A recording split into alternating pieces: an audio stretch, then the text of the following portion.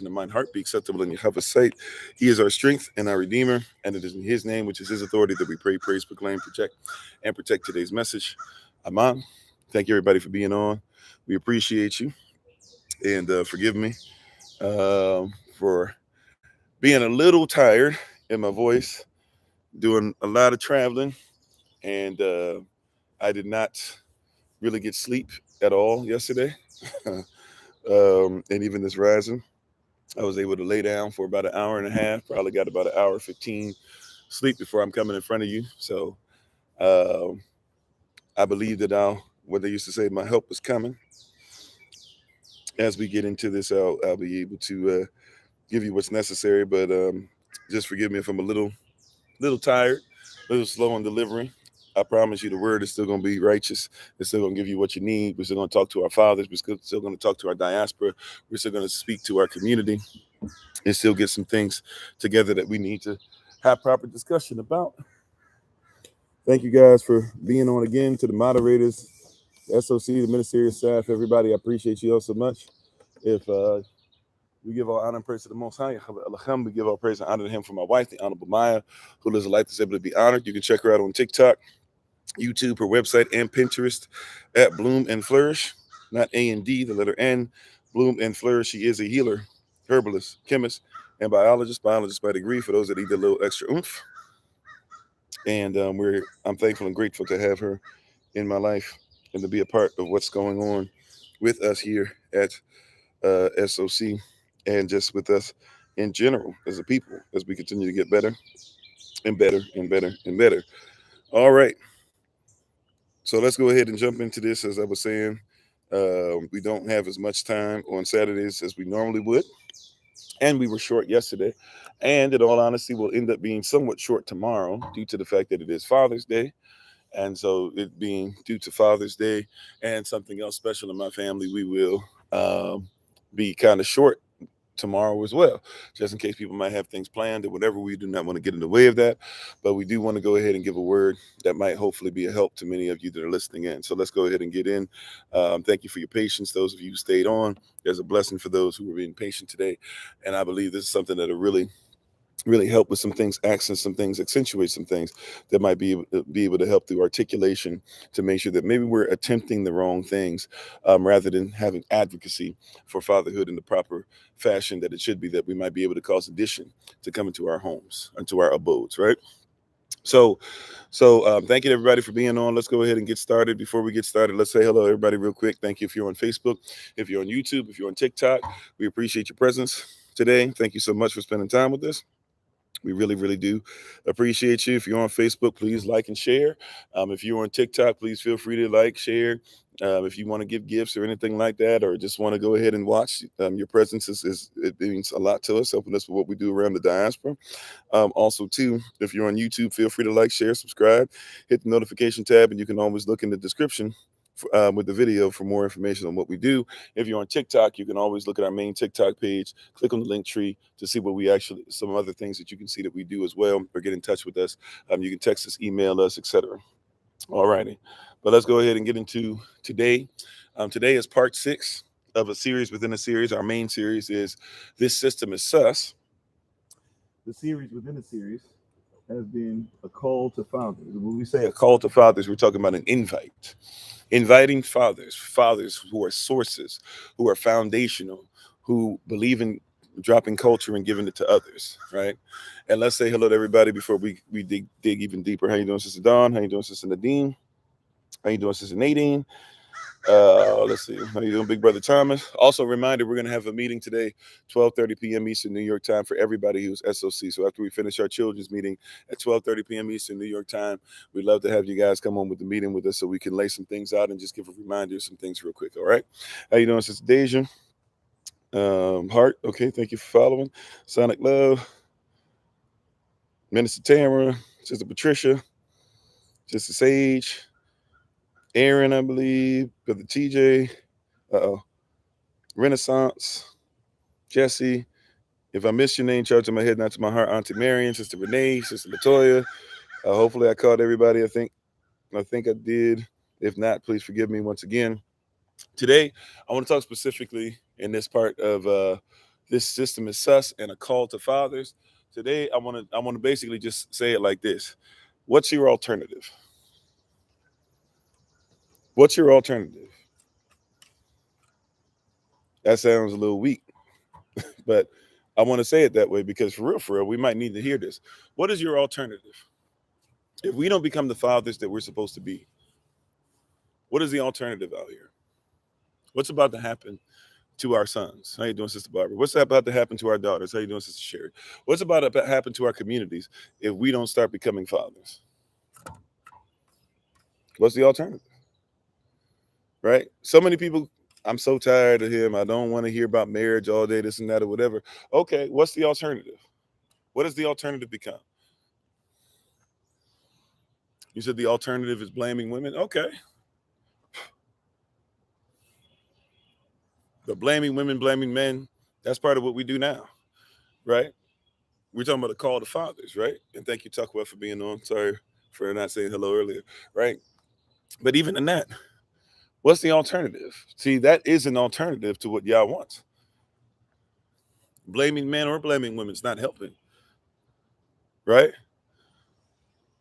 How you doing, Minister Nice? And once again, we look forward to you giving the word in a little bit on the podcast. How you doing, Sister Toya? How you doing, Melissa? Everybody who's coming on, right? What's the alternative, right? We keep seeing the father decline. We keep seeing an actual husband decline. We keep seeing our culture decline. We just listened yesterday, right? For those of you who was with us in the evening, we just listened to a video from 1978 where a guy was interviewed from the 60s where he was hired to make sure he was one of the guys who was going around and part of Black Desk and know about COINTELPRO and told you some things that were a lot deeper than just COINTELPRO to be able to make you realize that the government is trying not to just destroy your favorite song. The government is not just trying to say this or that. The government knows that if you want to call it black, if you want to call it Israel, if you want to call it Moor, if you want to call it Negro, if you want to call it Afro-American, African-American, whatever you're trying to call them, at the end of the day, right? At the end of the day, the government is trying to destroy your culture. Remember, he was hired. He told you. How you doing, Sister Tracy? He told you that he was hired to destroy culture. How you doing, Molly? How you doing, Victoria? Right? He told you that he was hired to destroy a culture. If I can't destroy a people without destroying a culture. So what is the alternative? Because we've been living outside of culture for quite some time. No, okay, well, we're praying that and hopefully things start going or keep going well for you, Joe, as you continue to be healed. Amen. We'll keep you in prayer. Maybe we even add you to the prayer list. Brother Joe is for those who do that, Brother Joe is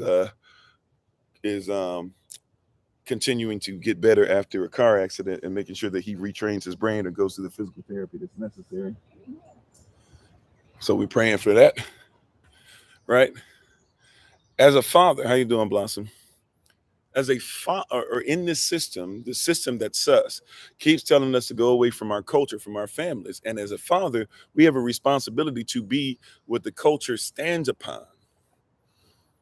I would argue with you that the culture is a reflection of the mother and the father, because what the mother and father stand for is everything that's going to happen in the house, and everything that happens in the house is everything that's going to happen in the community. How you doing, Sister Betty? Right? I would make a swift and easy argument that one of the reasons why America or whatever country you're in, and I know you, so if you're listening from Scotland today, if you're listening from England, if you're listening from Jamaica, if you're listening from Haiti, if you're listening from the Bahamas, if you're listening from the United States of America, if you're listening from Canada, right, wherever you might be, if you're listening from South Africa, if you're listening from Ghana, right, Habari Ghana, Jambo, Mimini Kofi Nina Fraku, right, if you're listening as Yashta Tada, Kofi, servants of Christ, Mashallah. If you're listening from Spain, hola, mi nombre es Kofi, como está? If you're listening from France, right? Je m'appelle Kofi, ça va? Right? Bonjour. If you, wherever you're listening from, I would argue that the issues that are coming with your culture or you're having with your culture, or even the things that you're finding that are solutions, they have to start with the home. And so when we talk about the father, we're not talking about the father absent of the family dynamic. We're talking about the father who strengthens the family dynamic. And this is one of the things that they're trying to get us. We're talking about making fathers without a family dynamic. If there is no father within family dynamic, then there is no culture. Or it's a culture that's going to take us in the wrong manner, right? Is it not? If we're talking about fathers, right? If we're talking about fathers, you hear what I'm saying? Fathers separate of a family dynamic. And this is something that we're being taught. The alternative does not look great. Father's not in the home, right? Automatically. Like, let me give you some stuff that they do. Let's give you some Christian church, because we got a lot of people with Christian church values, right? Let's give us some, let's talk about some Christian church values that they say. Right? And how you doing, one love? And I hear you.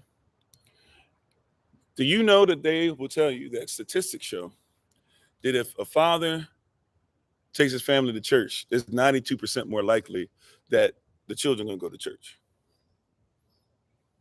I'm not here telling you I'm a Christian, but I'm here telling you we can see that there's obviously some things that the father means. Because when the father's in, it's all in. When the protector's in, supposed to be the protector. When the provider in, supposed to be the provider. Not saying women can't provide anything. For somebody who's new here, right, doesn't comprehend what we're talking about. That's not what we're saying, but I'm just saying that's part of something in our culture we should do, is protect and provide. Give security, give affection. These are things that our sisters crave and are created to have. How you doing, Miss Pierce? What's the alternative? What is the alternative? What's the alternative of having a bunch of boys who keep thinking they're not supposed to give security and affection because that makes them a simp? Said, yeah, you're a true witness. Daddy took you to church, all those things. Yeah. See, what's the alternative? You see that? Like, you have an alternative. The alternative isn't looking that great. Have you ever thought about how easy the pitch and look? I'm not, once again, moderators help me out, just for educational purposes only. I'm not trying to say this just to be, to have some kind of clickbait or to become something that people are like arguing over this and that or whatever. That's not what we do here. But I want you to hear something. I want you to hear something, right? It's become so easy for people who are into same-sex relationships. The pitch has become really easy, especially if you're into lesbianism or one who supports it. It's really easy to pitch. You know why? Because all they say is, look, you're so hurt, you're so unhealed, you don't have the protection that you're supposed to get. You don't get affection at all. You don't find that somebody's being accountable. You don't get truth so much. All they have to do is walk up. And now what's being said is, hey, I mean, I dress like a man. I got, you compared to a sex toy. I got a vibrator, I got a dildo, I got a strap. I got the strap on, not the regular strap, but the strap on. I can listen to you. I love to watch children. I'll go for long walks and just talk. And our sisters have been so denigrated, so messed up, that they're not looking for anything else. So they're not even looking for men now. They're looking for affection. Affection should be something that a man is wired to release. He hasn't been taught. We've had that taken away. It should be in our nature. Now, it's a curse that we're dealing with from Adam. If you remember that our sisters would want affection, right? And we wouldn't give it to them. The reality is, though, is that we should be given this stuff, right? Like we should be given. We're not even worried about being fruitful and multiply, replenishing, right? Subduing, because we put our sisters in a place where they feel a lot of hurt. Fathers, if for no other reason, then what's the alternative? Are you not tired? And I don't agree with this conversation all the way, but are you not tired? How you doing, Sister Monica? How you doing, DB? How you doing, Stephen? Are we not tired of hearing brothers say over and over again that there ain't no great women, there ain't no black women to do this, there ain't no real true Israelite women, there ain't women ain't this, women ain't that? Are we not tired of people having that conversation? Are we not tired of that? I mean, that's the alternative, is to keep having that same conversation, To keep having the conversation, men ain't nothing, men ain't this, men ain't that. Like, are you not tired? I mean, I'm tired because I haven't slept, but just in general, are you not tired? I get tired of having to have that same conversation over and over and over again. I get tired of having to apologize for the man that won't step up and take care of his family. I'm tired of having to act like I agree with the man who's red pill. Yeah, that's the majority of the conversation, right? No wonder you're tired on both ends. Lack of fatherhood is crazy. No physical father involved. No spiritual father involved. You got a physical father there, he has no spirit or no spiritual value.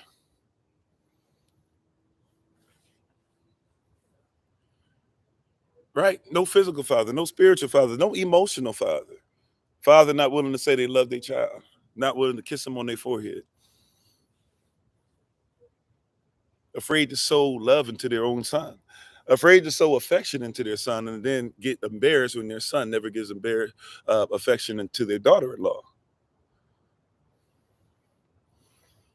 Matter of fact, it's very interesting. As a son, this is something I've gone through before my personal walk, and a lot of sons do. I've seen my wife, my father's daughter-in-law, who's is his daughter for real, but my father's daughter-in-law, I've seen her get more affection than in a shorter relationship with her than his son did his whole entire life. Now, I'm not saying he didn't work hard, he didn't do. I'm not talking about love. Love is action. I'm talking about affection. You said your ex thinks child support replaces the time. I get that, but watch this. There's a system that's in place that taught that. The system says, watch this. There's no see, this is the alternative we're talking about. We got to realize what's going on with the alternative and who's bringing up the alternative, who set this up. Watch this. Have you ever thought about the fact that when it comes to child support, who benefits from child support more than anybody else? And I'm saying this because I want you to get it. I'm not saying you shouldn't have child support, even if you're not going to do your marriage where you do a registry with the state. If you're going to do a private contract with your spouse, whatever, I get all that. Right. But the state benefits more for child support. And it's not just the state. Guess who more even specifically benefits? Thank you, Sister Betty, for that. But let's go even deeper.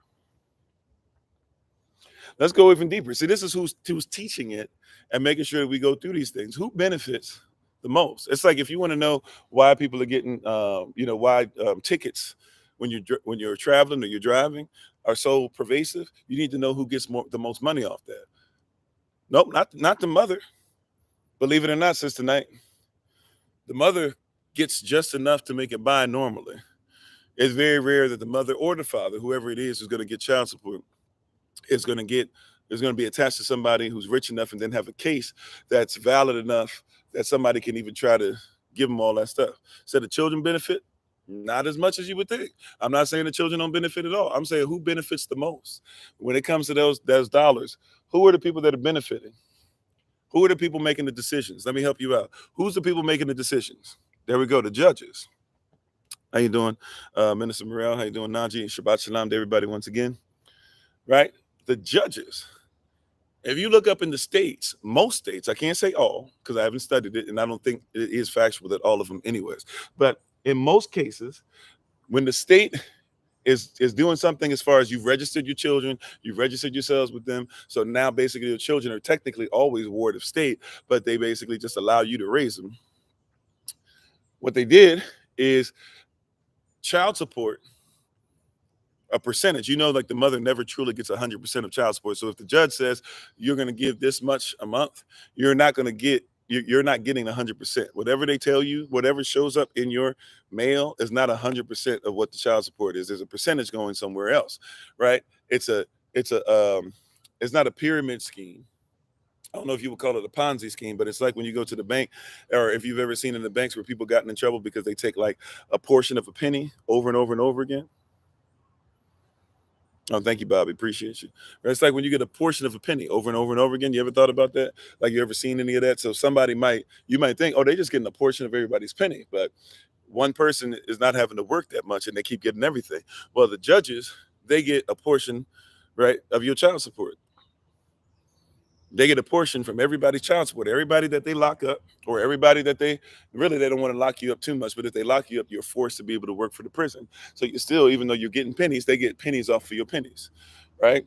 But what's happening is that they are doing child support, whether it's the mother who has to pay, the father that has to pay, so that they can get a percentage, so that the judge will have a better retirement package. So the judges who put you in child support, or even tell people to put you in child support, they hurt as much. Now I'm not saying that we shouldn't do that. You said it doesn't matter as long as your children eat. Hey, if that's what you got to do, I get it, right? We should be in a system to where we shouldn't be dealing with child support stuff anyways, where we should be marrying husbands, where we should be teaching people right. And even if the husband's not there, that we can step up as a community. We're not there. We're dropping the ball in that. We're trying to obtain that. So a lot of us are in survival mode. When you're in survival mode rather than thriving mode, it's like, I don't care by any means necessary, even if the father gets torn down, even if the mother gets torn down, or it don't matter who gets torn down, the babies come first, because we live in a society to where marriages don't come first. Husband and wife aren't one. They don't come first, but the babies come first. People will be married and be talking about my children. And I'm not trying to come against anybody specifically. I'm just trying to show you who's in charge.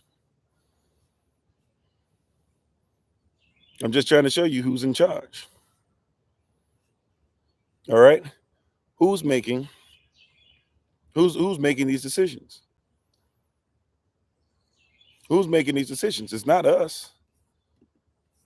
It's not you. Right? It's not you. They're not doing this for your benefit. I want you to know how wicked it is. Hear what I'm saying? I want you to know that this is wickedness, that we don't have to train you to get licensed to be married, but you better be trained to get a license to drive. But even though we won't train you on how to be married, we'll definitely make sure that we train you, whether you're the person who keeps the children or the person who pays child support. We might not train you how to be married, but we'll make sure that you're drained for the rest of your life.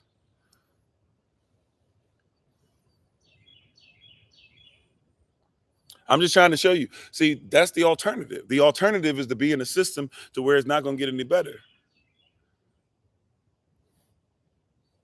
It hurts me to say, and I know it hurts some people to hear. And trigger warning, right? Trigger warning. I get it. It's not, somebody says, it's not your trauma, as if I've never gone through it myself. But that's okay. It's not your trauma. What you talking about, Kofi? You don't know this. You don't know that. You don't know what it is to be in a relationship with somebody that does you dirty like that. You don't know what it is to be in a relationship to where you had to be the single father to raise him and do all this stuff, and then have somebody try to do some stuff and mess up your family anyways. Okay. I'll leave it there, because there's a reason why I don't say it, because I don't want to come off as the bitter person and this and that or whatever. But I promise you, some of you, we've had personal conversation. I've told you some of the stuff.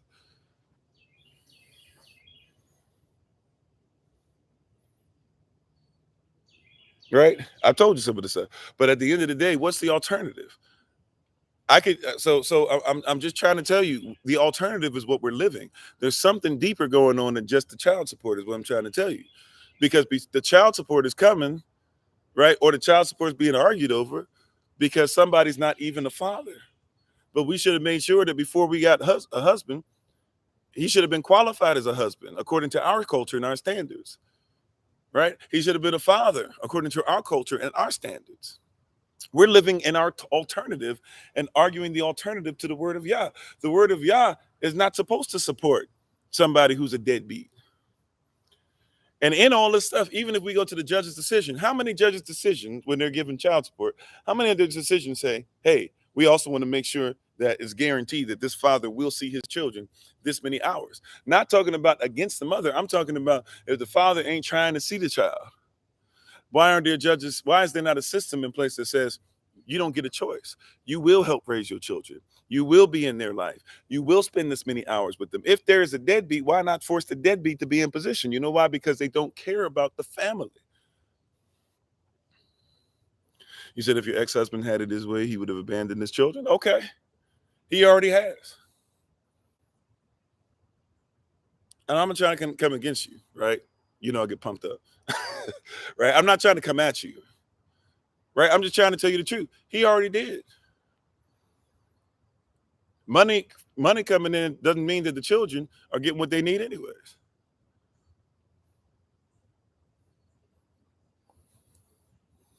The problem is that we have a system set up where we don't depend on each other. What should have happened, my sister, is that we should have been raised like this. To when he didn't do what he was supposed to do, and we found out that first of all, had we been in the system, he would have had to come see us. He would have had to come see our fathers. He would have had to come see your brothers, and we would have scoped them out. We would have said, "No, we don't think he gonna work." That's probably how it would have been, and it would have been over, right? But hey, if this did happen, if you went outside of the will of the family, which is the will of Yah, right? Because we're adhering to the word, right? And if we had, and if you had, and you came back, guess what was supposed to happen? You wouldn't even worry about him, because we say, "Hey, sis, look, we're gonna make sure everything's there. Take time to become virtuous again. Take time to become chaste again. Take time to purify yourself. We're gonna help you raise these babies. What do you need financially? You come in our household. We're gonna take care of it." What I'm saying is, we're into the alternative more than we're into the solution. The solution is coming from us. It's not going to come through the system. The system is not trying to make sure. See, we would have done that too, because your babies, hey, you know what? Don't worry about no other man needing to come in. Right now, you got Uncle Kofi, right? You got Uncle Jermaine over here. You got Uncle Ali over here. You got Uncle Steven. You got Uncle Morel. We got you. What they need. And that's one of the reasons why we need to start talking to each other too, for real, because we need to have that conversation. We don't even know what these sisters need, and we don't know what these brothers need. We got single mothers and single fathers. We don't even care. I mean, I'm not saying we don't care at all, but I'm just saying we're not trying to get into village mode. You said if you share parenting time like in our agreement, I wouldn't accept child support. I get you, but that's okay. Well, and it gets to a point where it's like, okay, all I can do is okay, right? Okay, I back off. Right. I'm just trying to tell you that the world system is not designed to do it, because the world system would have made sure that we wouldn't have gotten you. If it was your system, we would have made sure that you wouldn't even gotten with somebody who showed some things that we should have been aware of. Because before you get married, sex is marriage, marriage is sex. Before you start talking about fruit and then having seed, because that's the reason that you have fruit, is so that seed might come out of the fruit, we would have made sure we checked that. You would have had to ask him certain questions. He would have had to go through certain things. Matter of fact, for real, even though Simeon and Levi went too far and they killed off a whole group of people, but when Dinah, because everybody acts like Dinah was, S-aid, and before all those people were off, excuse me. But when it comes to Dinah, y'all remember with Dinah? Dinah, what they did was what? Okay, y'all went ahead, y'all did this or whatever. If you really want to be with our sister, you need to convert. He would have had to convert, because our culture is necessary. It's mandatory. Once again, like we talked about last night, when we listened to the person being interviewed who was from the belly of the beast, who was somebody who was not just COINTELPRO, but was Black Desk, who was somebody out there giving you guys all this stuff that you talk about. And all of a sudden we said we got to take the theory off of it. It's not conspiracy theory anymore. It's just straight up conspiracy, because we heard it from the horse's mouth. You said he chose the streets over family. Yeah. And I'm here to tell you, he never left the streets in his mind. You see what I'm saying? This is the alternative. We're arguing the alternative, or even against the alternative. He never left the streets. This is what I'm trying to say. We don't have any boundaries. So now we get frustrated, and now we're having like arguments over things that have nothing to do with Yah's will. It might, and look, I'm not trying to be right. Y'all know what I'm saying. I'm trying to be righteous. It's not my righteousness. I don't like some of the stuff that I'm saying, but I had to come into alignment with it. And I have to keep coming in alignment with it if we're going to ever leave this wicked system. Right?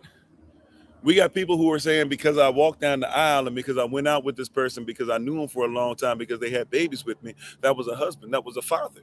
What if they were never a husband or never a father? Once again, right? This is a call to fathers. This is an invitation to those that want to go deeper than just, hey, I show up. Hey, I got a job. Hey, I give child support. Hey, I give what I can. This is deeper than that. I'm agreeing with you, right? And we got to allow our sisters to vent. So vent away. But especially in this platform, once you vent, we also got to have a conversation and say, hey, what can we do to start actually changing what's going on? Is there a change? Or never a mother? Sure. That's why we focused on that before Mother's Day, right? And we talked a lot about the mother in this equation. And we even made it a point to say, hey, we're not talking about the father absent of the family dynamic. So every great father has to take care of mothers. Every great father has to be a husband to a wife. Every great father has to make sure that he's properly addresses a woman. Every great father must respect the little girl. See? But what's happening is what? It's like, hey, I haven't heard you mention the father yet. I haven't. I've been waiting. I'm double dutching. I've been watching the rope, but you ain't turning it right.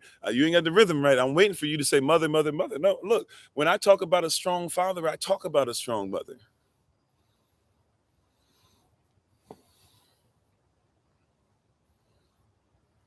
You hear what I'm saying?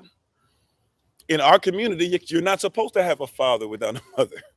You're not supposed to have separate fathers and separate mother. It's still out of line. This needs to be the thing that we need to start talking about. It's still out of line. No matter what we want to say about, yeah, if they spent more time, this and that. I'm here to tell you they should have never been in their mind anything other than husband. You in your mind should never be anything other than wife before you got married. By the way, once again, in our culture, we don't believe in dating.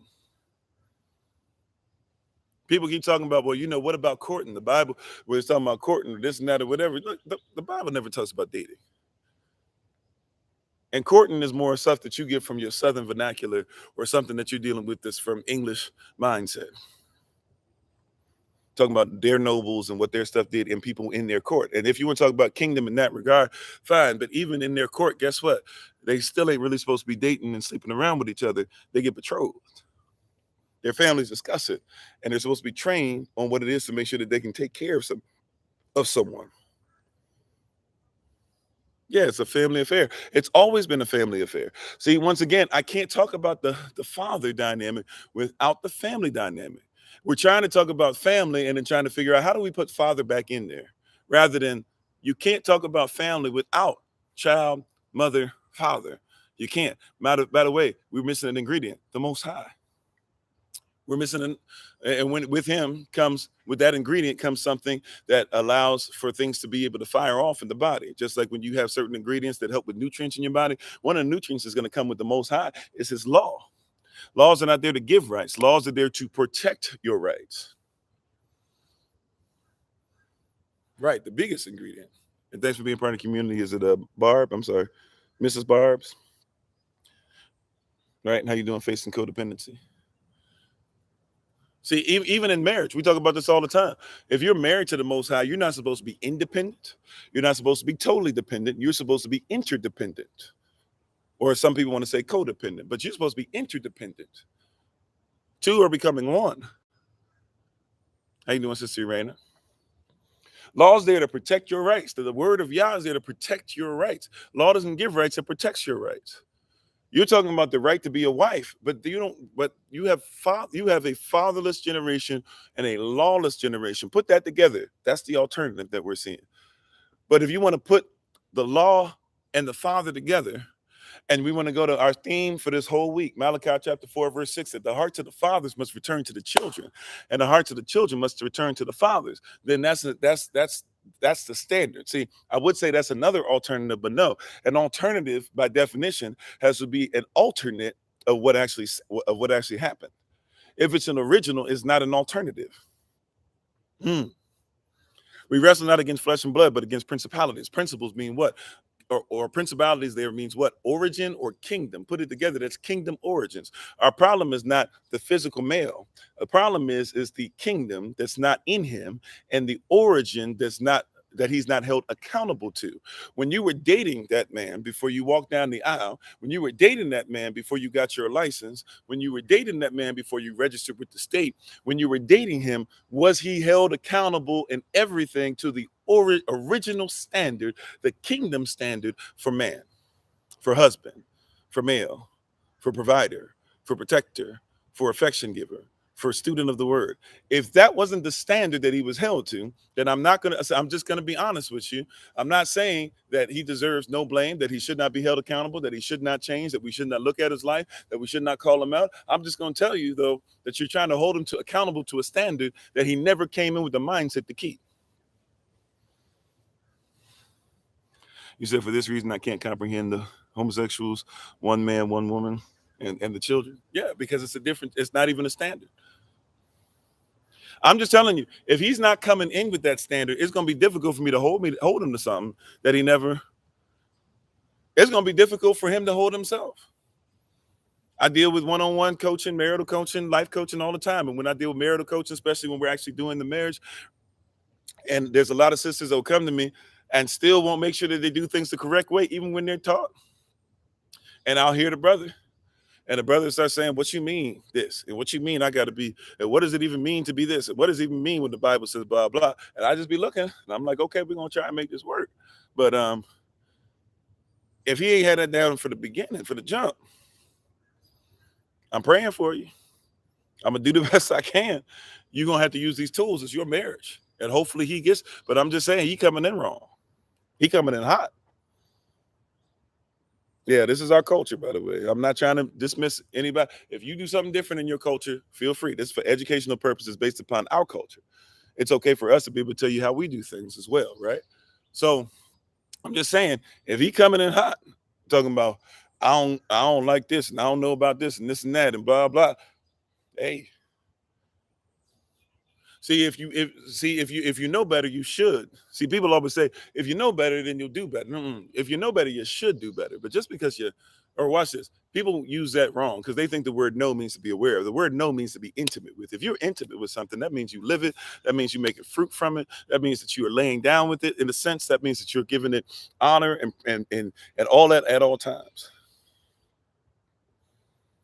How you doing, Lion of Yeshala? Allah, excuse me. Right? But we have a lot of people that they don't come in right. If you don't come in with the heart, look, the hearts of the fathers must return to the children. The hearts of the children must return to the fathers. How many times when you're dating are you asking people, like, what is your standard of father? How many times is that a question? Just real conversation, real talk. How often is that conversation for you? What do you believe a father is? Y'all talking about, should we talk about that on the first date, second date, third date? Should we talk about that 3 months in when we get serious and it looks like he's talking about putting a ring on my finger, or I'm starting to give that hint? Should we start talking about it then? That should be something that's your first conversation. How you doing, off grid? That should be something that should be part of your first conversation. Uh-oh. Y'all don't want to talk about your first conversation should be. That should be in that first conversation. Who are your people? What's your nation? That should be the first conversation. See, we're living off an alternative lifestyle, an alternative mindset, an alternative dream. I dreamed a dream that this is what Yah would want for me. I have faith that he'll give me a perfect husband. I've done all these things. I'm so righteous, but faith without works is dead. You got all this faith in you, but you don't have no works. You can't honestly tell me that when you got in a relationship, your first thought was marriage and marriage only. If it ain't gonna work for marriage, and the first conversation is not even reflecting that, we don't need to talk no more. You can't tell me that's the mindset. You think that's the mindset? There's Christian dating sites. There's Christian dating apps. People still going to the club. Some of y'all coming in on here saying amen and still going to the club. Still treating this like a club sometimes.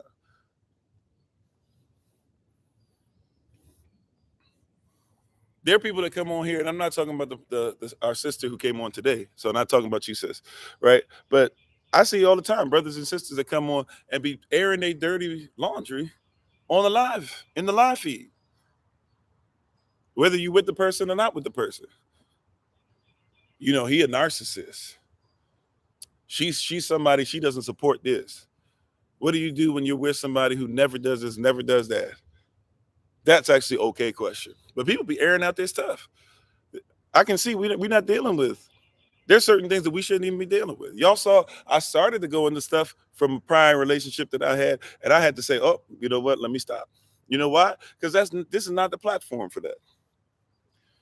To a certain degree, yes, but real talk, like, we need to put tools in. If I need coaching on something, I'm gonna go to my spiritual father. I'm gonna go to somebody who I can talk to. Maybe I will find a psychologist that's worthy of me sitting down with, even though psychologist by definition is somebody proficient at studying your soul. And if their canon is not my canon, I don't know if they want me to, I don't know if I want them studying my soul. But I'm just saying, I can see certain things that pop up where I'm like, so wait a minute, especially if you still with this person and you talk about this person like this.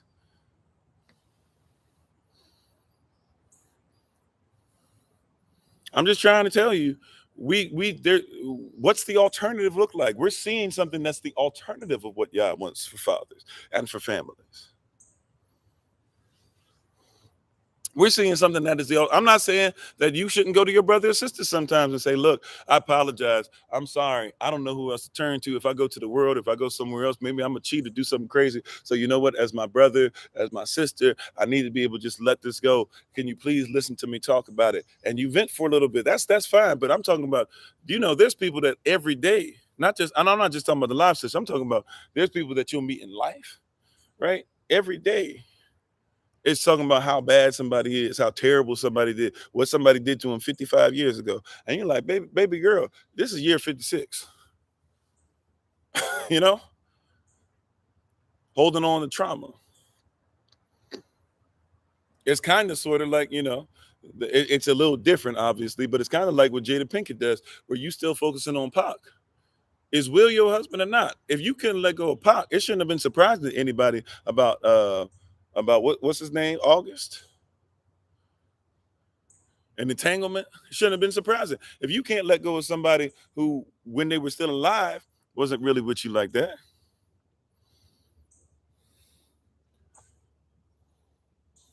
it's gonna be hard. What's the standard, man? Like, this is what I'm saying. We keep talking about the alternative. We're living an alternative lifestyle. We're having an alternative conversation. This is not origin. This is not who we are. This is not being kingdom minded. This is not the right thought process. What makes us believe that we're living the correct lifestyle?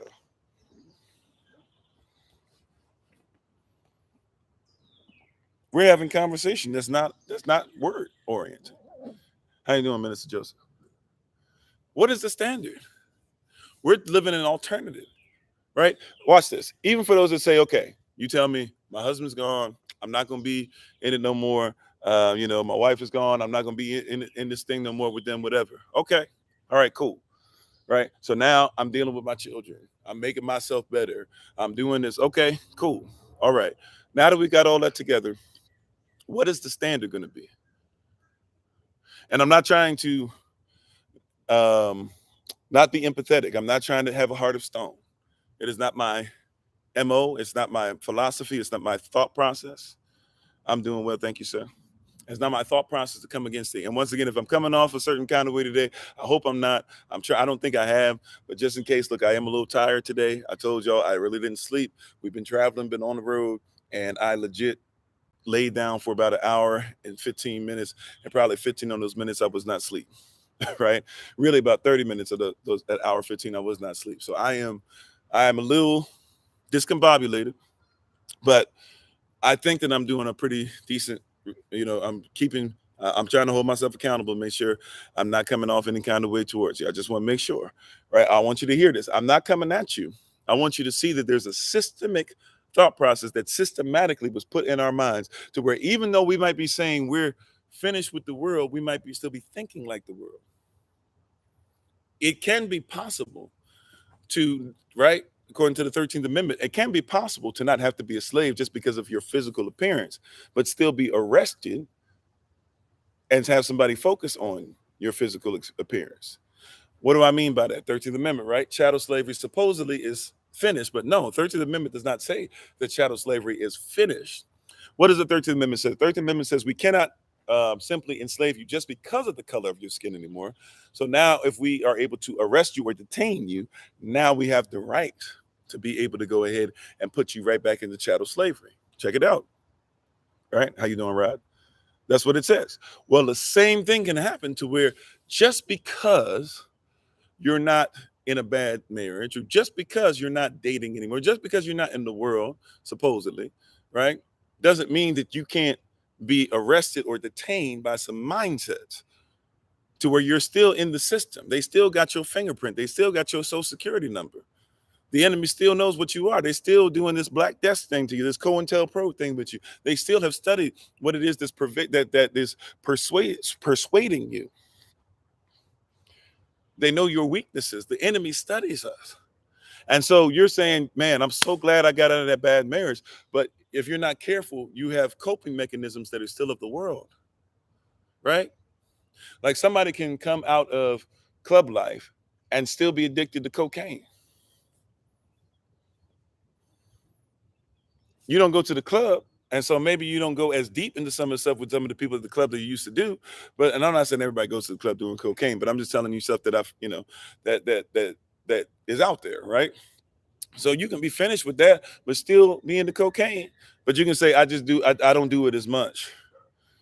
I only just do it when I'm hanging out. People, a lot of people, man, you know what? Yeah, I don't really smoke unless I drink. But when you drink, you smoke. Like you can smoke like a pack, 2 packs in a night. Yeah, but I don't really, and they say, well, how often do you drink? Whenever I go to the club or whenever I'm hanging with the boys, where I'm hanging with my girls. Well, how often is that? 2, 3 times a week? Okay, so you smoking a lot then.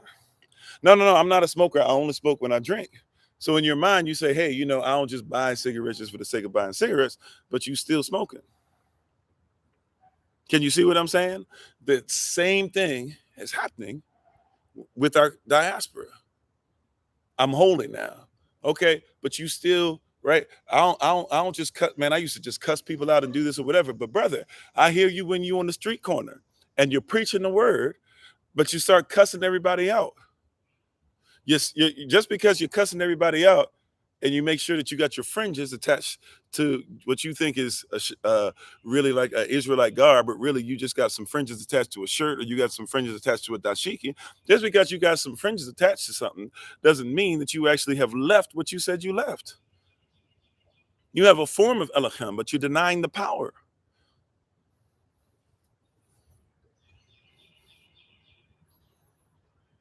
I mean, you look great, but you deny the power. I mean, what does it matter if I had this on and it looks nice and everybody can say, you even look at the different colors and all this stuff and the scheme and all this. And man, you can see somebody really had to, man, the culture's on and dead on and this and that. And I can see numbers of this and people don't even know what I'm talking about, right? But if you said it, I don't even got time to go deep into it. But look, there's numbers, there's significance to it. There's colors that are on. There's significance to it. There's royalty involved with this. There's significance to it. But who cares if I got all this on and it's authentic and I still go out there and act exactly the same as I used to? Who cares? Who cares if I'm gonna act the same way that I used to act? Who cares? If I'm still cussing, who cares? No, I'm cussing while I'm preaching. I'm cussing at these devils. You still cursing. Get out of the curses. You see, we're living in an alternative. We keep saying that we're leaving, but we still live an alternative. If I'm mistreating women, but I'm standing on this side of the screen, and then I go to this side of the screen and I'm still mistreating women, just because I've changed the side of the screen doesn't mean that I stop mistreating women.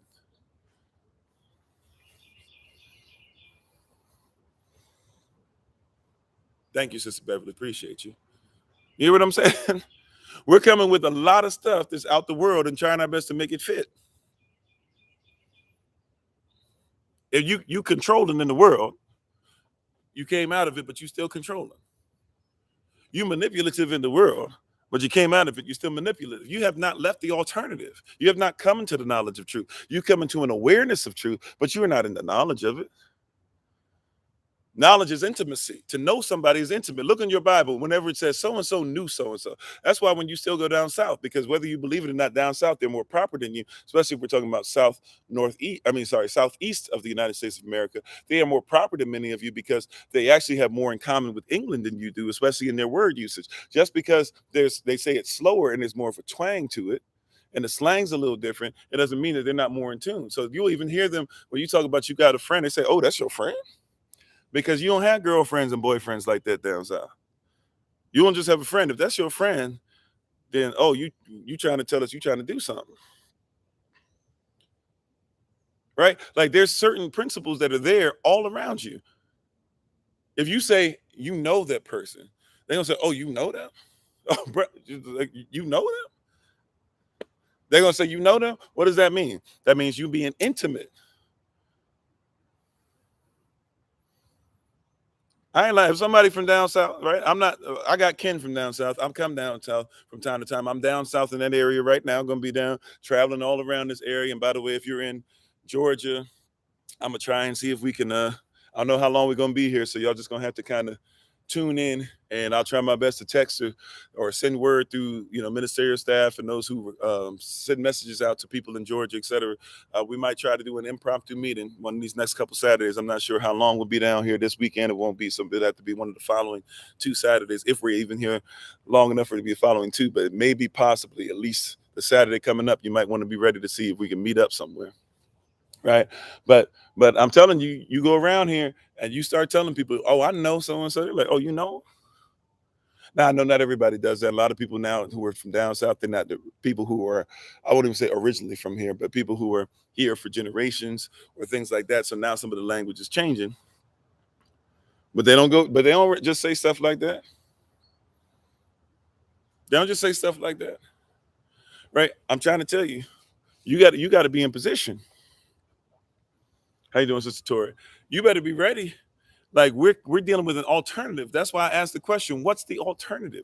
See, if in order for something to be the alternative, it has to be based off of the origin. In order for us to figure out the alternative to something, there must be an original. It's not just there's two alternatives. Right. You can have many alternatives. You're absolutely correct. But all of the alternates or alternatives have to be based off of what? The original. It's like if you go to see a play. And you go to see a play, you as much as you want to see somebody, a lot of times what you try to do is what? Plan going to see that play and paying for it so you can see the person who actually is the one who got the role. Anybody else who's an alternate or an understudy, they might do a great work, but you really come in there to see the person who got the role so you can get as close to the original view of what they've been training for and planning for and what's in the mind of the director who might have even said this is the person who will get there. If I get an alternate, I'm appreciative of it. I might still feel a certain way. I might still get there. But in my mind, I'm always going to say, but this was not the original. When I was a teenager to see Miss Saigon, right? Not a great play, but has some nice music in it, right? If you know musicals, um, you know, uh, I don't know what the name of it is, but that song is like, they're called Bredor, the dust of flying, conceived in hell, right? And born in strife, they are the living reminders. Anyway, some of y'all don't do musicals, but those of you who do musicals, maybe you've heard of Miss Saigon. Anyways, I went to see it because we were actually performing it on a large scale around the world. And so most of us had never seen it, especially as teenagers. So they told us to go see it. And when we went to see, it was like, oh, like this is like you felt like you were in Vietnam. You felt like I mean, this was amazing. But still, one of the things that they kept telling us is, unfortunately, we're not going to get to see the person who got the part. We're going to see the understudy. What were they telling us? You're still going to see, as great as it is, you're not seeing the full vision of what the director had in mind. You're going to see an alternate vision. And we keep arguing over the alternate. As great as some of our lives have been, I would declare to you that many of us have seen the alternate. We have not gone through something called, see, this is where we got to really have stuff. We keep talking about reparations. This is something you need to talk about more than reparations. How you doing, Sister Helen? I'm sorry, how you doing, Sister Dawn? How you doing, Brother Elijah? You said you got popped in the mouth as a child for saying that you knew somebody, you knew a man. That's so you know what I'm talking about. Certain families, they still do that. I uphold that. My son don't get to say I know her. Boy, you don't know her. That's you aware of her. You can play with her at the playground. You can play with him at the play, but you don't know him. Anyways, but here's a word you need to get: redemption. Yep, we are redeemed. That means we're reconsidered. But I need you to get into a deeper word. We keep talking about reparations. Here's one you need to put on your list. Instead of the reparations, you need to figure out how salvation works, because salvation means that you are being salvaged. You are being brought back to your original intent. And many people have never seen their original intent, have never lived in what was originally intended for you. And fathers, we have to begin get in position, because what was originally intended for the family is that the father would have to, hey, you want all this position, heavy is the head that wears the crown. You say you know them in Virginia. Uh, I guess so. I know there's some parts in Richmond. At least, like I said, it depends on who's there. I'll give you that, right? Granted, I won't say tribe, but the kingdom, the people, the branches, the families, whatever, right? But I know like some places in Richmond or even the Suffolk. I don't know about Newport News. I think Newport News is kind of different now than when I was there before. But I know in certain places in there, you wouldn't say that. You wouldn't just come out and say that. Matter of fact, I don't remember. This is further down south. You get further down south of Virginia, you get into some other stuff too. But further, I can't remember where a couple friends of mine, they used to be from down there. They came from the same place, anyways. But you might not say that. But I'm just saying, there's a lot of places where you say you don't just come out the mouth and say I know somebody. But anyways, what I'm trying to say is, what's the alternative? You're living in the alternative.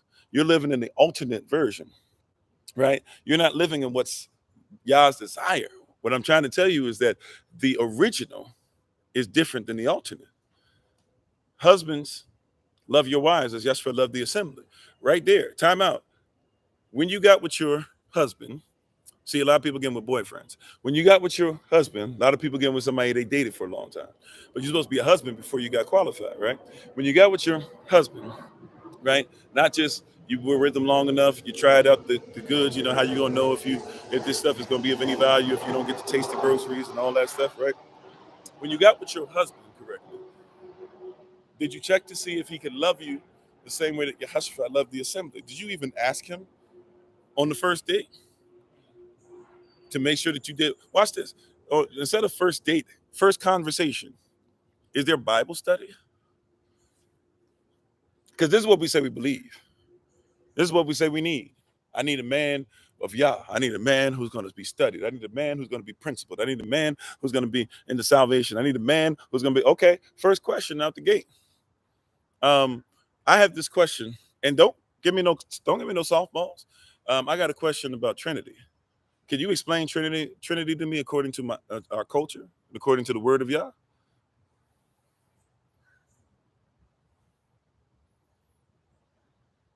And can he write out Alacham?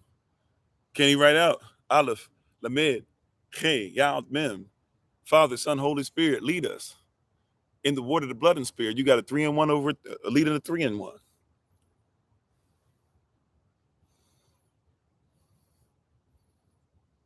You hear what I'm saying?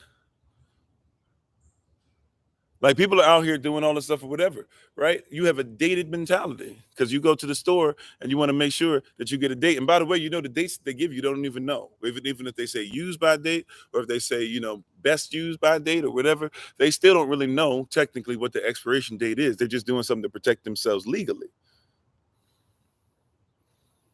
They're just doing some stuff to protect themselves legally. They don't even know. There's no guarantee that what they're telling you. Right, but all they're doing is telling you that it's going to expire. To be ready for the next one before it expire, and you don't even know. Like, a lot of y'all don't even know. You could get some eggs, even some of the eggs that they sell at the store that they refrigerate. But you could get some eggs, or you could, if you have chickens, chickens could lay eggs. Those of you who have chickens, y'all know this. Our chickens can lay eggs, and those things might still be all right a month later. But if you go by what the world says, if you go by the alternate, if you go by the alternative, you'd be like, oh, okay, I got to make sure that these things get used by this. You can you can eye an egg. You can crack an egg open and smell it and say, is this worthy of using or not? You know that, right? If your digestive system is together, you ain't concerned about as concerned about some of this stuff. But see, it talks about a system. And Shabbat Shalom to everybody. Peace to everybody on Facebook, YouTube, TikTok. We appreciate you so much. Thanks for hanging out with us, right? Thank you for the love. Appreciate how you doing, Paul. Right. So their natural law tells me, if I know how natural law works, which comes out of universal law. Universal law means what again? Universe, uni means a, verse means sentence. So the universe is a single spoken sentence. So the one who spoke the single spoken sentence, which is universal law, is the one that was able to make sure, because I live in this single spoken sentence. So, or in beginning, Elohim created heaven and the earth. I live in that single spoken sentence. And once I live in that single spoken sentence, I might as well listen to his nature. That's what natural law is. How do I know my nature and I won't even be in tune with the nature of the one who spoke the universe into existence that caused me to be able to have the very fibers that came together to create my being? Whether you want to talk about the fiber that's in an energy type manner, or you want to talk about the fiber of DNA, if you want to talk about the fiber that has brought me together, the different things as far as the way that I use my mouth, the tongue that I speak in, the ability that I have to tap into the spirit and the physical simultaneously through the soul, the psychological connection. We're having a conversation about an alternate thing. We talking about this without even proper psychology. How you doing, Dennis? Where's the psychology? Psychology, the cicada soul. Where's the soul in this? What is the soul of what is the soul of a marriage look like? How many people sell their souls to get married? You with a guy and he ain't been with you for 4 or 5 years. You say, I don't watch this. And look, I'm not trying to down anybody. I'm just trying to tell you how to get us to think. How you doing, yellow girl, if I didn't say so already? How you doing, Flex? Hear what I'm saying? You've been with a you hear what I'm saying? You've been with a guy for 5 years, sis. Finally, you say, I'm gonna give him an ultimatum. What's the ultimatum gonna do? For real, for real. But okay, right? Because it shouldn't be something you need to give him an ultimatum of. It should have been from the beginning, from butter shots. But nevertheless, right? You give him an ultimatum. Hey, if you don't stay with me, or if you don't marry me, if you don't wife me, if you don't just stop talking about I'm your girlfriend, if you don't stop saying I'm your baby mama, if you don't marry me, I'm gone. Even if he marries you, he didn't marry you because y'all were in line with the standard. He married you because he doesn't want to lose you. But not wanting to lose you is not acceptable for marriage. That's not an acceptable thought. Or if it is, it's a bare minimum thought. Why are you getting married off the bare minimum? And then you get with that person and then you say, I can't believe that we got the problems that we have. He had already shown you that you were going to have those problems.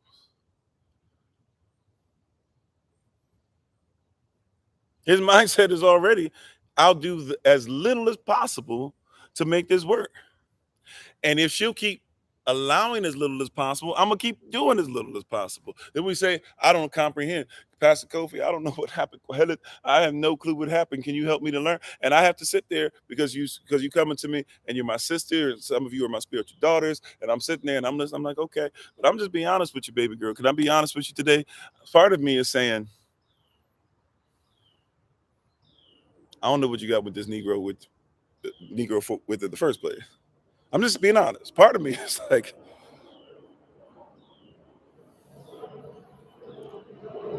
did I do something wrong, this and that? And no, look, I'll tell you straight up. No, you didn't do that, and he should have done this, and he should have been better in this and that or whatever. But I'll also be honest, sisters. Y'all know I'll be honest with you. I'm not. I don't come. I don't yell at y'all. I don't scream at y'all. I don't try to demean you. I don't try to make you feel bad, right? But I do.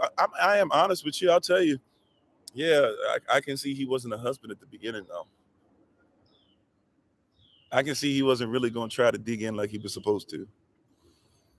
See, we come in with alternative, and so therefore now we keep looking for alternative mindsets. But isn't the definition, according to you guys, the working definition of insanity is from Einstein, doing the same thing over and over again and expecting a different result? At some point, we got to stop doing the same thing.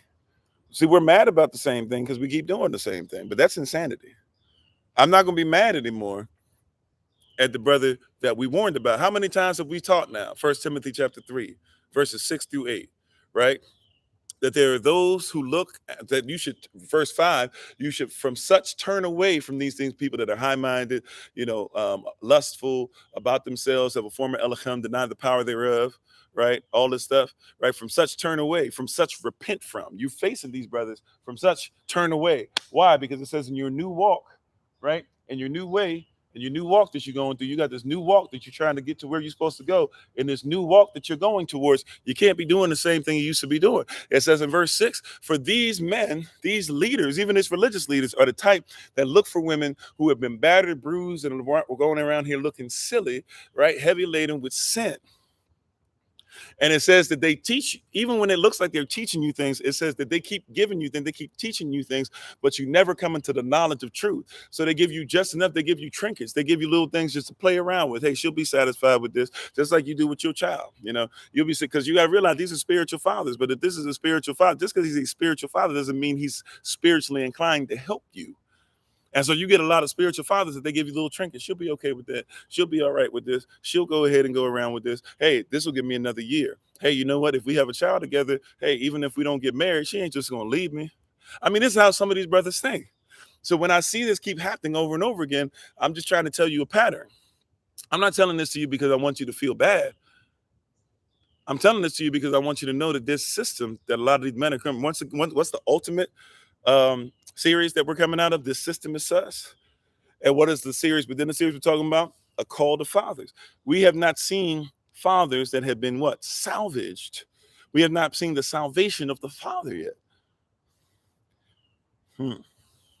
All right, I'm sorry. He said, what is required of a non-custodial father regarding parenting responsibilities? If you're talking about within biblical culture, I mean, if he's within the culture and he's living like he's supposed to, we would require him to do his duty and take care of his children. But I can't say that he's part of the system. He's part of our culture. Not all Israel is Israel. I wish it was as easy as me saying, hey, I wish I could just walk up to brothers. Some brothers, it works like that. You say, hey, bro, you need to get that together. Tighten up. You're making us look bad out here. You keep saying you're Israel, but you're not. Some brothers don't care, though. But it's because they never cared. Remember, see, even in our culture, what does the word care mean? To care means to look for somebody's needs or wants and be ready to provide them before they even know that they need them. That's in the Greek context and the Hebrew context. That's what it means to care for somebody, is to know what you need, right? And be ready to provide it, and to know what you want and to be ready to provide it before you even are aware that it is your need. I speak life over my wife. I said this yesterday. I was speaking business over my wife and telling my wife, you're better at teaching than I am. She still don't believe it, but I speak it because I see it. I told her that what you do as far as, because she's a herbalist, people love to support herbalism because even if you don't agree with our biblical stance, you know that herbs do what they're supposed to do. I'm like, baby, you're going to be able to take over and do some really big things all around the world. Right? And then mess around and put your spiritual aspect with it. There's gonna be a lot of sisters and a lot of brothers that are gonna come out of some things because of what you have in you. And she ain't do nothing. I'm not saying she ain't do nothing, but she didn't really move on it the way that I saw in my mind for years. But when she started to move, and now some of you who have been blessed by her moving in those areas, when she started to teach on those things, when she started traveling around with me, and I said, hey, when I come to speak, my wife, she know blah, blah. And I said, oh, okay, make sure she gets up and speaks too. She started to make some change around the world. See, but it's because I care for her. That means that I need to know her needs and her wants. I need to be in tune with her calling. Once again, that's not even a requirement. It should be in our culture, a requirement. But let's be honest, a lot of our sisters don't even have that as a requirement. This is why when we had the remember y'all got frustrated with me a while back. I bring it up because every once in a while, I apologize. I'm not trying to sow discord or put salt in the wound. I just want y'all to see. Remember we had that argument last year, whenever it was, a couple years ago, whenever it was, about romance, and people didn't like the fact that I was saying, be careful about that sister. I get what she's saying. I get what she needs. I empathize with her, but be careful because she keeps talking about I want somebody that's romantic, and she's not really giving you. She's not talking about vision. She's not talking about mission. She's not talking. People are like, yeah, but she just wants a relationship. She just wants to feel happy. But hey, be careful. You're going into some stuff that she ain't. She's not looking for guidelines. She's not looking for law. She's not looking for instruction. She's not looking for him to be submitted to a mission. Right? It's not called submission. It's submission. She's gonna have to be submitted to a mission. She's not talking about any of that. She's just saying, I just want. Right? It's an alternative lifestyle. Thank you for the love. Appreciate you. It's an alternative lifestyle to the kingdom. The kingdom is the origin. It is the principality. We've got to salvage our mindset. You keep looking for something that is Roman. You are not Roman. If you get the romantic aspect, see, watch this. If you get the romantic aspect, but don't get some of the direction, so you've been getting the direction. What you're really talking about is, I'm getting direction. I feel directionless because the way I'm wired as a sister is that I don't feel secure, not just financially, which was a part of what she was saying.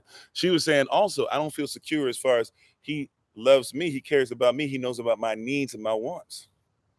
Minister Tamar, when she was on one of the live sessions, I think it was a couple weeks ago on a Thursday, was it? Or maybe it was a Friday because or maybe it was a Monday. That's right, because I had to change the schedule. Whenever it was, she came on and she spoke with us, and she was saying, hey, I need somebody who's going to say, when I walk into the room, I need them to say, tell me, hey, I see, don't just tell me the things that I'm falling short in. Tell me, I need to hear, I want to hear what? I see the anointing on you when you came in the room. Your teaching was on point. This is why your teaching was on point. This is how your teaching is really affecting people. Man, I'm so glad for you. Give me specifics. But people don't want specifics. In our culture, the father is supposed to give specifics. He's supposed to give direction. He's supposed to give instructions. Once again, Proverbs chapter 1, verse 8. Fathers, give instruction. Mothers, lay down the law. The law of the mother, what does law do? Law doesn't give rights. Law protects rights. So law is not giving direction. Law is protecting direction. Direction comes from the father. The mother lays down the law. So this is why your mother lays down the law. When you're sitting there in your house, right? You sitting there in your house, your apartment, whatever it is, when you was coming up, you was in the projects, whatever. And all of a sudden, your mother would say something like this. She would lay down law. What would she do? Her laying down the law wasn't what didn't even, she would mention that she was protecting the direction. She would say, hey, you're not supposed to do that. Your father would be upset if he found out about this and that, whatever. You might still act up a little bit. What does she say after that? All right, I'm gonna tell your daddy when he come home. Two things have just happened. She laid down the law and she said, you're not going to do that because of the direction that we have in this house. It's a holy direction. It's something I agree with. It's something that you're supposed to be in agreement with. You better do this direction. I'm laying down the law now to protect you. Why? Because if you don't do what you're supposed to, all right, I'm going to tell your daddy when he come back. When I tell your daddy, what does that mean? The person who gave the direction is now going to protect the person who gave the law. The person was given the law to protect daddy's direction. Daddy came back and said, hey, what is the direction supposed to be? You ain't listened to the law of your mother? All right, I'm going to come get you. Why? Because the law and the direction, they go hand in hand. This is what's going to happen when when Yehoshua comes back, is it not? He's going to come back looking for an assembly without spot or blemish. And he's going to come back and he's going to say, hey, wait a minute. Were you following the instructions? Did you lay down the law? Did you make sure that the law was there to protect rights? Okay, when they didn't listen to you, did you make sure that you lifted me up, that I might draw all men, that I might be the standard? Did you love people? Did you love one another the way that I have loved you? Did you make sure people knew that you were my disciples by doing that? He's going to ask those questions. He's going to look at how you kept the law, and he's going to, and because all you got to do after you give the law, all I have to do after I speak as a father, all I have to do after I speak, because I'm married to Yehovah myself in the spirit, right? I'm married to Yehoshua myself in the spirit. So guess all I got to do? Guess what comes next? All I have to do is say, all right, y'all don't want to listen to the word. I'm trying to help you out. But my husband coming back. And when he come back, he looking for us to be without spot or blemish. I laid down the law for you because he gave me the direction. If you're not going to listen to the direction, when he come back, he going to come with his belt. And this is an eternal belt. And this belt burns. And this belt, you're going to be asking for water. And this belt is going to be something that doesn't have a beginning or an end. This is eternal whooping. You ain't been hit with this type of switch yet. You heard what I'm saying? You haven't felt this sting of the latch yet. You have not seen these slings or arrows yet. This is going to be something different. So as a wife of the Most High, I'm talking about the spiritual manner, of course, but as a wife of the Most High, I recognize what's about to happen. And I say, hey, I'm just laying out the law. I'm just telling you the way law works. That's why I'm not going to give you what? Opinion. I'm not going to opine. I'm not going to give you context without facts. I'm not going to give you facts without context, because that's not what a wife does. Hey, husband, you said this is a direction. You told me to study it, to show myself approved. And then if I had any questions, bring it before you. Let's have this out. Teach me. See, a lot of husbands, a lot of fathers don't want to go to that. See, fine, you got direction. Your wife starts questioning it or whatever. She's questioning it. And sometimes she comes the wrong way when she questions it, but especially if she comes correct with it, what you must recognize is that she's not coming questioning you or questioning your direction. She's saying, teach it to me in such a way that I can lay down the law better, that I can institute it in our house better, that I can make sure that I submit to the mission better, like you're submitted to it. So I'm not feeling like I'm out here by myself, or that I'm not able to train our children while you're out doing your thing. And by the way, make sure you set aside time to teach this. Don't just leave this all up to me, but you are the foundation. So I might do a lot of the teaching, but when you come by, you should be able to find, if you can only teach this 10 minutes a day, your 10 minutes a day better be powerful, bro. You better be able to teach this like that 10 minutes is going to last 8 hours. You better be articulate when you teach this. You better be outstanding when you teach this. You better be a reflection of what you teach. You better do it in love. You better do it in a way to where I'm learning and growing too. See, everybody just goes to all this stuff. First place where husbands go. See, this is why we got to make sure, once again, this is a call to fathers, our real fathers. Yeah, do it in excellence and in eloquence. Come on, right? And a real wife, she wants to be taught. A real teacher wants to be taught because they love to teach. And also, watch this: a real teacher loves it when the student can teach it back to them. In my house, there's nothing greater than when my wife sounds like me. You know what I'm saying? My wife loves it when the house is run and it looks like how she runs things. Why? I love it when my wife is speaking and she sound like me. I love it when it happens a lot. When somebody will say, Pastor Kofi said, or they don't even have to say it. Sometimes they just start talking, and I'm like, oh, I know where they come from. Or sometimes I've been listening. My wife and I will listen from time to time at other people on social media, and she'll say stuff to me, and I'm not even thinking about it. I'm just sitting there nodding my head like, yeah, this is great word. And she'll go, I wonder how far your teachings have went, because I never really heard anybody talk about that until like the last year. But you've been talking about that for like 4 or 5 years, and you started blowing up. Now all of a sudden people are talking about it. I don't know if they even know you came up with it. We were listening to some woman, and this goes beyond black or white. It was an Asian woman in a Christian discussion, and she sounded like me. And my wife brought it out. She literally sounds word for word like you. And she was talking about security. She was talking about how women need security, affection, and she was saying but a man needs, respect.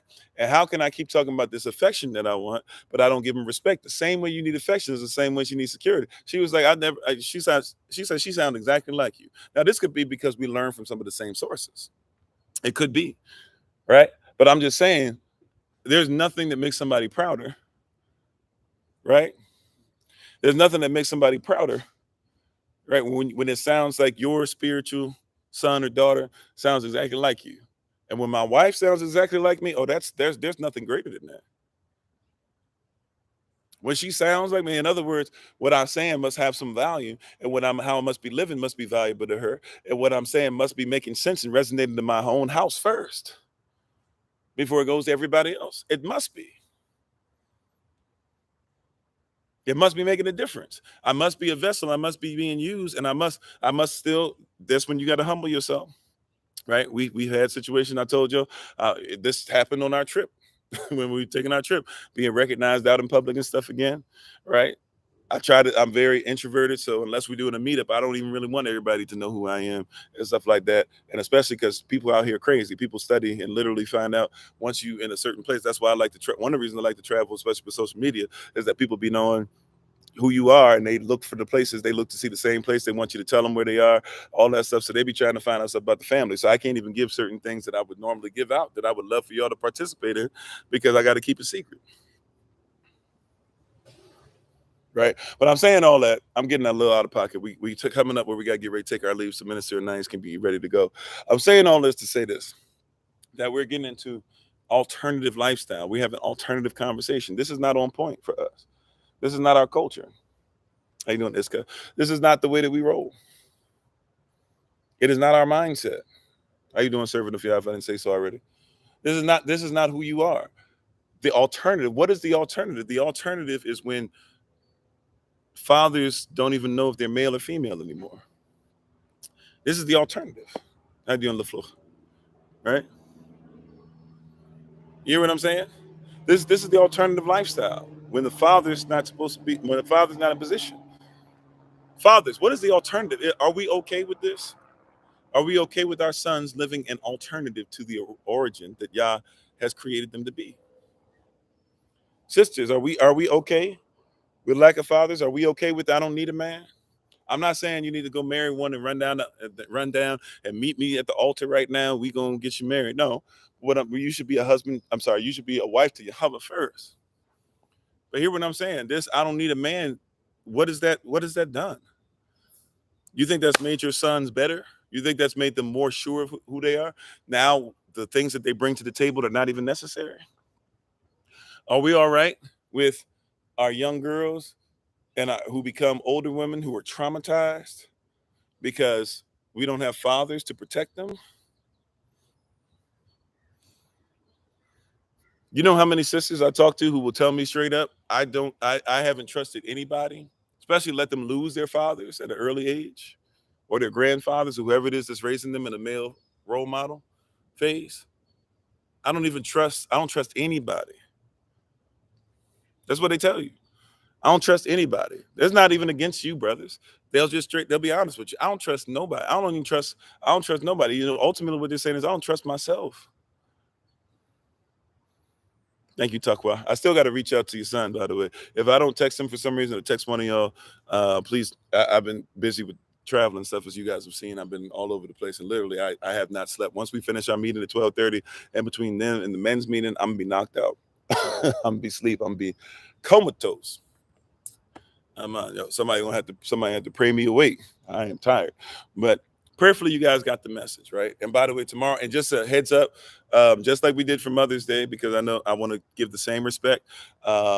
Just like we did for Mother's Day, Father's Day is coming up tomorrow. So those who are part of the ministerial staff, we do our prayer just for you all, and we have a conversation just for you all on Sundays early. So tomorrow we normally would have it at 7 a.m. I'll try to make sure that it's put on the Google Calendar invite as a reminder, but we will not have any prayer service tomorrow. We will be live tomorrow. It'll be a shorter live again, right? Because I'm actually going to be on my way to another destination, but we will stop and make sure wherever we are, we'll do our best. I apologize about the signal, by the way. No matter where I've been, people have been saying that the signal's been bad.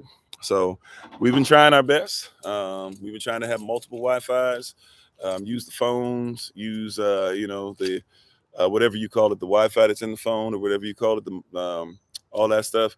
And I've been trying. That's all I can tell you. As we travel, sometimes that's just part of the game, especially if we're in different places and different heights, different depths, all that stuff. But we will try to make sure that we are coming on. So if you don't see us and stuff like that, just hang in there. Or if we're kind of staticky here or there, we're trying our best to fix that stuff for you. Also, too, as a reminder, the hotspot. Also, too, as a reminder, those of you who are on with us at or that are part of what we're doing for Tuesdays, where normally Tuesdays is a guaranteed time that we're at least once a week. I'm going to make sure that we have content for you all on Patreon. We're looking for another day to do it because even though I'm traveling right now, even when I get back to where I am, Tuesdays is a bad time for me because I'm always going to be on a certain stretch of the road on a Tuesday when we have that where I can't get signal. And so apparently that's been messed up where people can't get the word. So we want to make sure we correct that. So just keep that in mind. If you are part of Patreon, we will keep posting stuff up and everything. But specifically for Tuesdays, I'm looking at a date to change it to. Right now, we're just going to kind of be random with it. So even if you miss it live, just tune into Patreon. You'll be able to get some of those things. I'm sorry, you said you don't know if it will work. Okay, I'll look for it when I get a chance. Thank you. It's happening on social media. Period. Okay. Yeah. So today, hopefully it was better. Somebody said we came in loud and clear. So prayerfully it was better on all the devices for you. Thank you again for joining us on Facebook, YouTube, TikTok. We appreciate the King, Queen, each and every one of you. We're getting ready to go into our podcast.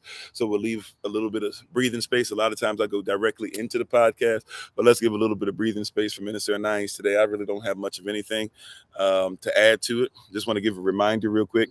And just want to give a reminder real quick to you guys that we are going to what is I'm looking for?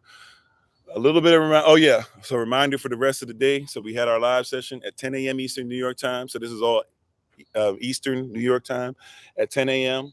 We're going to have our Shabbat Shalom service on the Kofi Ofori podcast. Minister Nice will teach that again. 11 a.m. is going to be for the babies, Shabbat Beit Sefer or Shabbat Ba'at Savad, which is our Shabbat school. Like they have Sunday school, we have Shabbat school.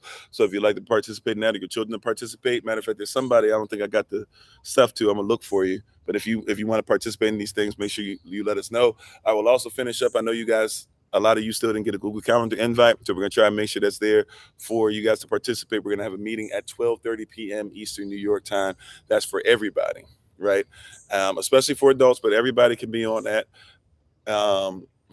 It's going to be a little bit of teaching on that, but also just more so some stuff as far as certain events coming up, certain things that we want to reinstitute or just get in your mind again, like, hey, please pay attention to this, and also some things that, just being honest, happen behind the scenes that if we don't talk about it, it would be irresponsible. I'm not going to call people out by name, but I know from different sources that some of this, there's some stuff that's getting out of control and out of hand as far as the way us bringing some worldly mentality in, and that would be irresponsible of me to not at least mention that I see it.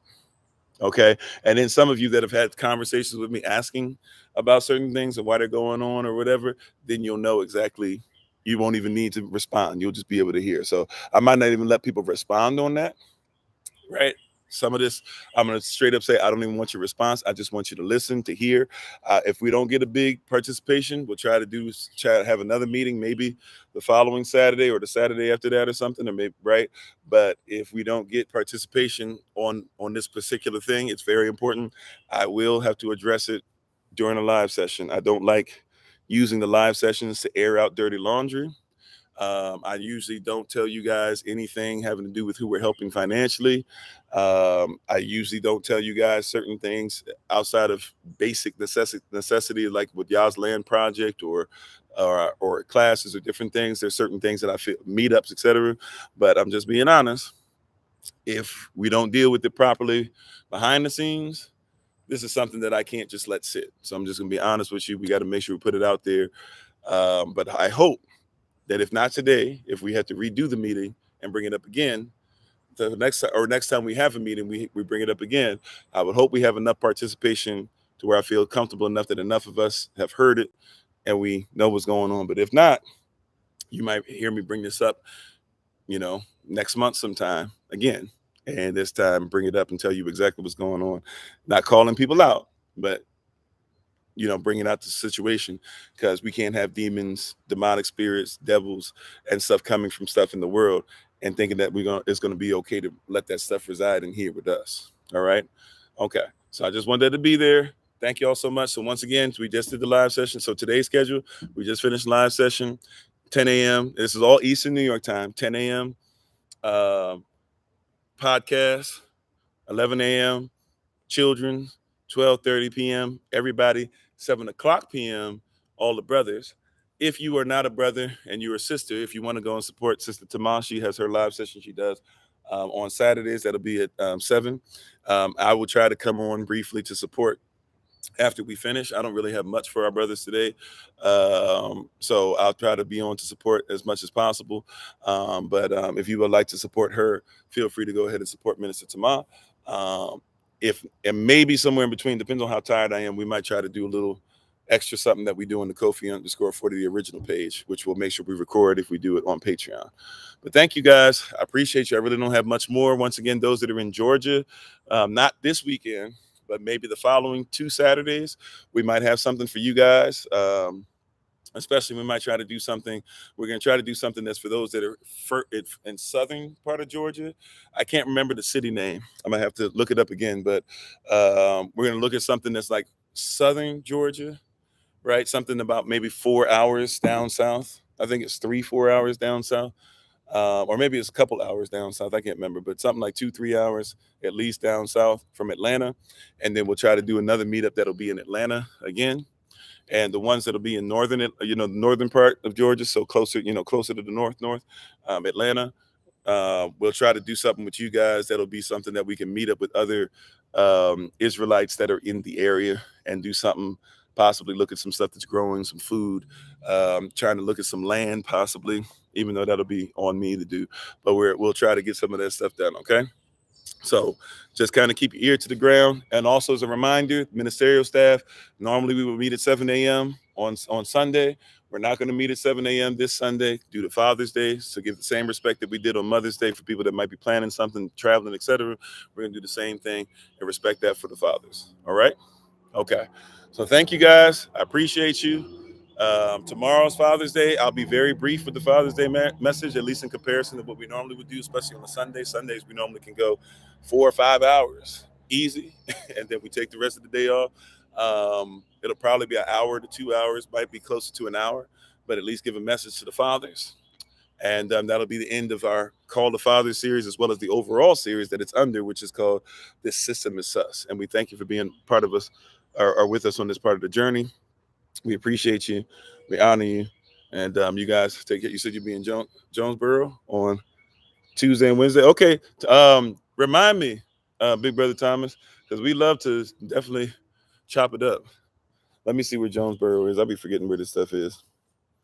As much as I'm around this place, you would think that I would make sure that I knew exactly where this stuff was. Let me see. Jonesboro to where we gonna be at. Let me see. Okay. Well, yeah, depending on where.